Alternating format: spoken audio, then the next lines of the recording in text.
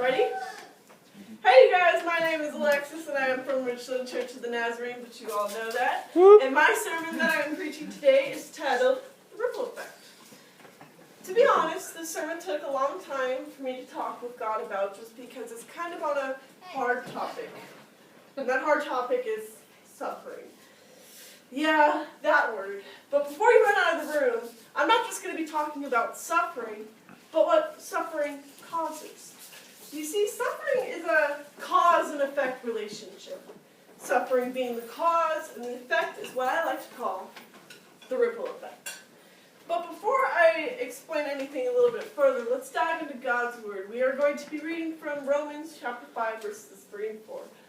And the verse says, "Not only so, but we also glory in our suffering, because we know that suffering produces perseverance, perseverance character, and character hope." And I would have got that right in Bible quizzing. So that's a mouthful, isn't it? Lots of powerful words. Let me define them a little for us. So first of all, what does glory mean?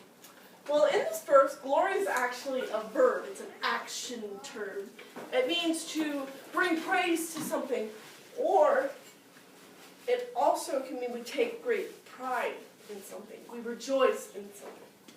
Perseverance means the mental and physical capability to withstand against adversity, or what I like to call the act of toleration. Next word, character. Now, when I say character, I'm not talking about Bugs Bunny. I'm talking about our personality, who we are, and how we respond. And then hope. Hope is an action that we take to look towards something better than from what we are currently hurting. So, how does it all connect? Why are we taking pride in our sufferings? That doesn't make sense. Why do perseverance, character, and hope connect the dots? Now that's where I got the ripple effect from. You guys know what ripples are. I want you guys to imagine a big bucket of water in front of you. What happens when you touch the water? It ripples. It waves. It has this effect. And I like to think of perseverance, character, and hope as the ripples, and suffering, the impact when you touch the water. So let's talk about the first ripple, perseverance. When suffering first makes an impact, it causes the first ripple, perseverance, to strike. When something terrible happens to us, what is the first thing that we do? We try to move on. We try to get over it. Take a breakup, for example. It's like a brick to the face at first. But a lot of people will tell you, there's more fish in the sea, time to move on, sort of thing. So that's what we do. We persevere, we tolerate, we move on, and we live. And after that comes, after perseverance has taken its toll, it ripples into the next ripple, character.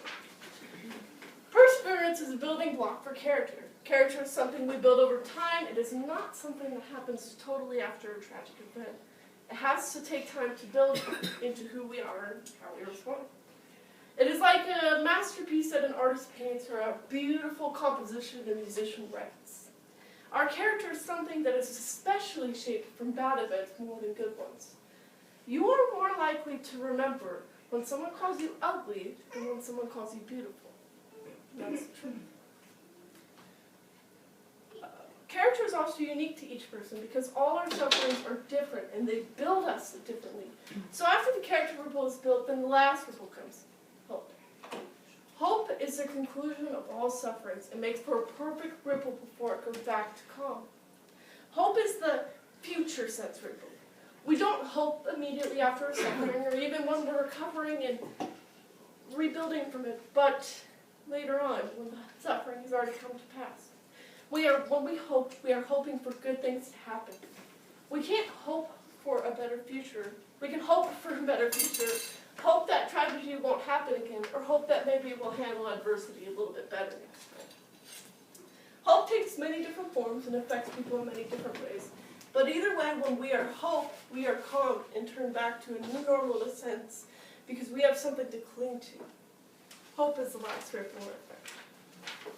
So what do the ripples of perseverance, character, and hope still mean? Why are we glorying in our sufferings?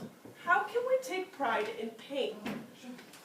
Well, this verse isn't saying that we take pride in pain, but what pain creates in us. Why do you think God gives us hard stuff to handle? In my life, I've had moments, and I still do, where God puts me in a place, and sometimes I ask, why? Let me give you guys a personal example.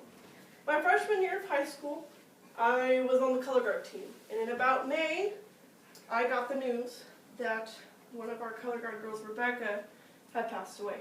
She died in a house fire from a freak accident. And to me, that was really rough.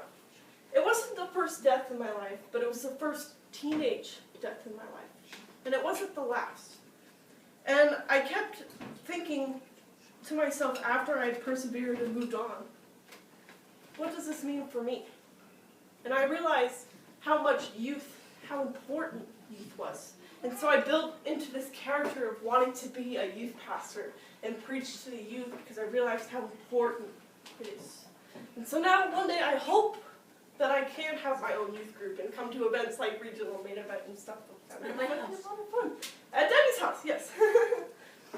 If in our lifetime we were given everything we ever wanted, when would we learn how to persevere, build character, or even hope? We can't persevere off of full bellies. We can't build character off of pockets full of money.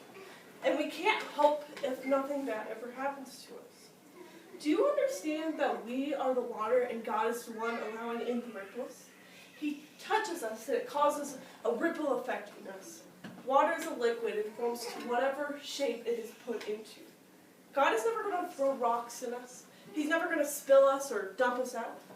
He's just allowing ripples in order to build perseverance, character, and hope. So we therefore take pride. We glory in our sufferings because we know that suffering produces our strength, our perseverance, our character, who we are, and our hope of who we will become.